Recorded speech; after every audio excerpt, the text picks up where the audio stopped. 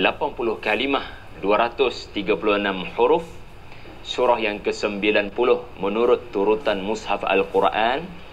Dan surah ini selepas suratul Fajar, dan surah ini surah Makkiyah, turun sebelum hijrah. Dan surah ini adalah surah yang ke-35 turun kepada Nabi sallallahu alaihi wasallam. Tuan-puan yang dihormati dan dikasihi sekalian, ayat yang saya bacakan tadi barangkali adalah ayat yang paling teras bagi menerangkan makna yang terbesar daripada surah ini. Saya dan anda diciptakan oleh Tuhan dengan satu peraturan. Laqad khalaqnal insana fi kabad. Ayat yang keempat, suratul Balad. Allah ciptakan saya, Allah ciptakan anda, Allah ciptakan kita semua dengan satu peraturan di mana setiap waktu kita akan berdepan dengan kesulitan dan kesusahan.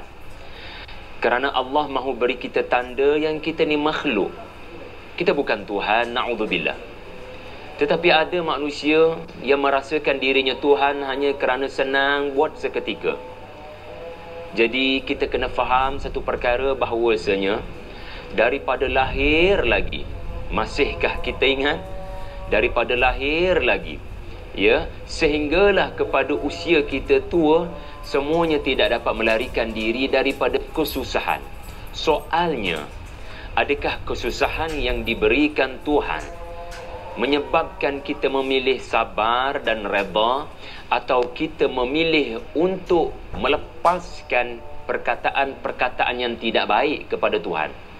Kesusahan yang Tuhan beri, adakah menyebabkan kita redha dan sabar kerana ini sifat ashabul maimanah yang disebut di hujung surah ini, atau kita memilih sikap ashabul mash'amah, Allahumma la taj'alna minhum, mereka yang apabila diuji dengan kesusahan, mereka tidak mengawal prasangka mereka kepada Tuhan, ayahsabu, mereka memberikan prasangka yang bukan-bukan kepada Tuhan, dan wayaqulu, dan mereka memberikan ucapan yang bukan-bukan mengenai Tuhan.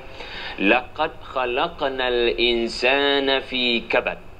Hamka, Allah yarham Buya Hamka, dalam tafsir Al-Azhar ada mengungkapkan satu perkataan yang indah bagi menerangkan perjalanan kita daripada lahir sampailah ke liang lahat, semuanya adalah kesusahan. Dengarkan tuan-tuan puan-puan ya, Buya Hamka yang menarik di sini. Sejak dari lahir, kita sudah membalik-balikkan tubuh kita semata-mata untuk mencari jalan keluar. Lalu tersemburlah kita daripada muka pintu rahim ibu kita. Setelah lahir dengan penuh kesusahan, struggle, yang mula terdengar adalah tangis air mata kerana tidak tahan dingin sejuk. Kerana sudah lama kita berada 9 bulan di alam rahim yang panas.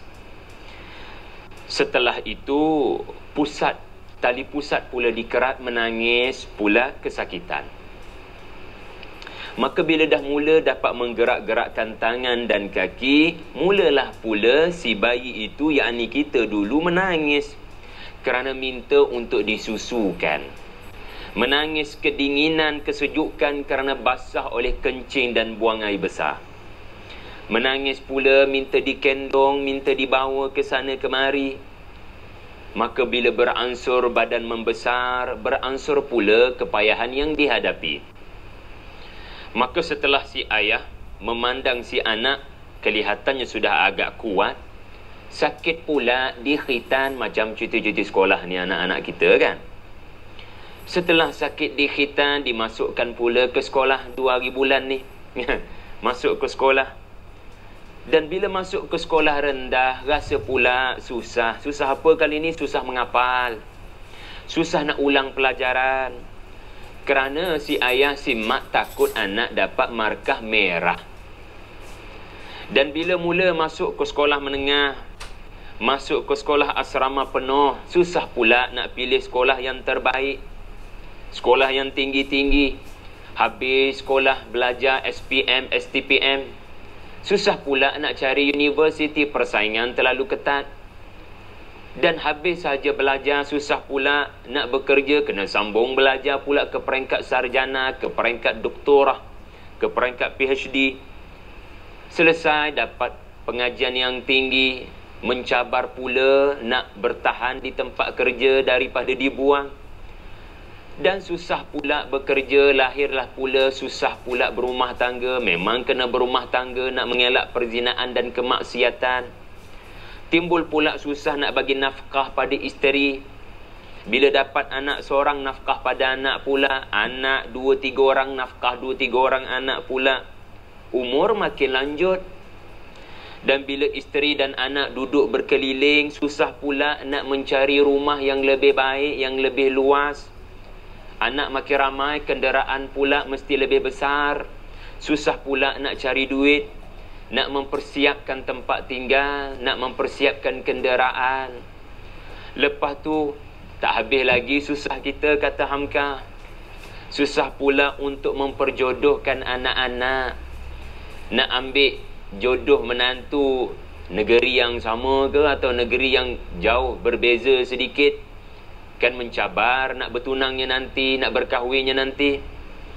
Dan bila si perempuan sudah bersuami, si lelaki sudah beristeri, semuanya kelihatan sudah selesai, edok lagi. Anak dah ada rumah, anak-anak dah berkahwin. Si lelaki keluar dengan isterinya, si perempuan keluar dengan suaminya. Lalu kita duduk seorang-seorang di rumah kesepian, ditinggalkan anak, ditinggalkan cucu.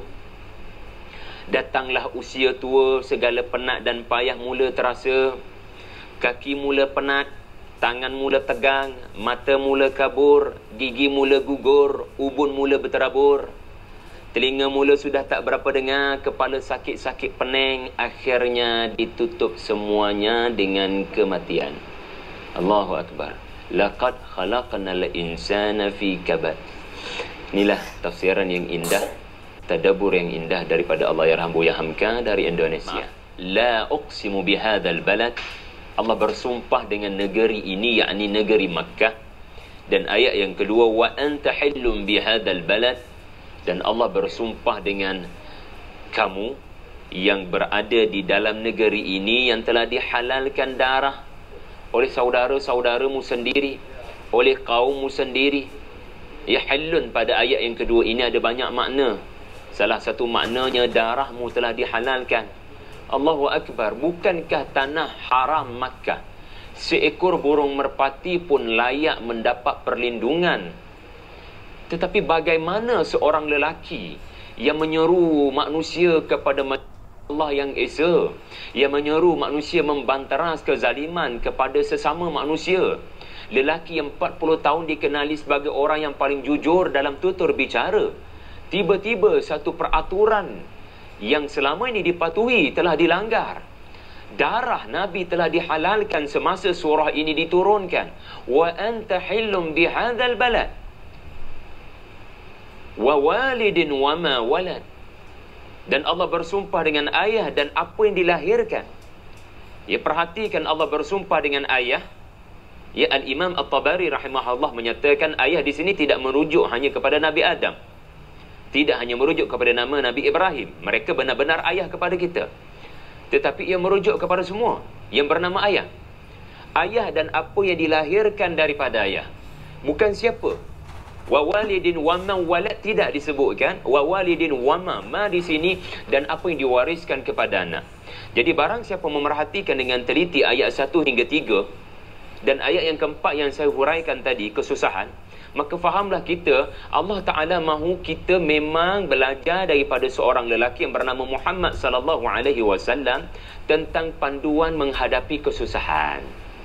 Jadi Allah mahu kita belajar daripada seorang lelaki yang sudah menghadapi 13 tahun kesusahan, sampai dia terpaksa berdepan dengan risiko terbunuh di dalam perjuangan. Belajar sesuatu daripada lelaki ini, sirah nabawiyah. Belajar sesuatu daripada lelaki ini. Perjuangannya adalah bukan perjuangan untuk mengayakan poket dan mengenyangkan perut sendiri. Inilah lelaki sallallahu alaihi wasallam Muhammad Rasulullah yang susahnya adalah untuk membahagiakan orang lain. Kabad. Laqad khalaqnal insana fi kabad. Kabad ini adalah kesusahan. Allah mendatangkan model yang bernama Rasulullah untuk kita teladani. Bila kita diuji dengan kesusahan, fikirkan sejenak. Adakah susah yang saya hadapi ini adalah susah untuk mementingkan diri sendiri, lalu saya menghadapi kesusahan? Atau susah yang saya hadapi ini adalah untuk membahagiakan anak-anak yatim? Yatiman dha maqrabah, maafkan saya, yatiman dha matrabah, yatiman dha maqrabah, yatiman dha matrabah. Adakah kesusahan yang saya hadapi ini untuk membahagiakan anak-anak yatim? Adakah kesusahan yang saya hadapi untuk membahagiakan fakir miskin, gelandangan, homeless? Kalau kita tidak menghadapi susah untuk membahagiakan orang lain, sesungguhnya kita jauh daripada menjadi seperti Nabi SAW. Jadi tuan-tuan puan-puan sekalian, Allah Ta'ala mahu kita zoom in kepada sebuah negeri yang bernama Makkah. Pada ayat yang pertama Makkah, kerana nama surah ini sahaja adalah dinamakan kerana sebuah lokasi, destinasi yang kita semua perlu menghadapi kesusahan untuk menuju ke sana. Bukankah begitu? Untuk pergi ke Makkah sahaja kita perlu berkorban apa sahaja, meninggalkan yang tersayang dan harta benda. Ia memerlukan kepada kabad, kesusahan. Jadi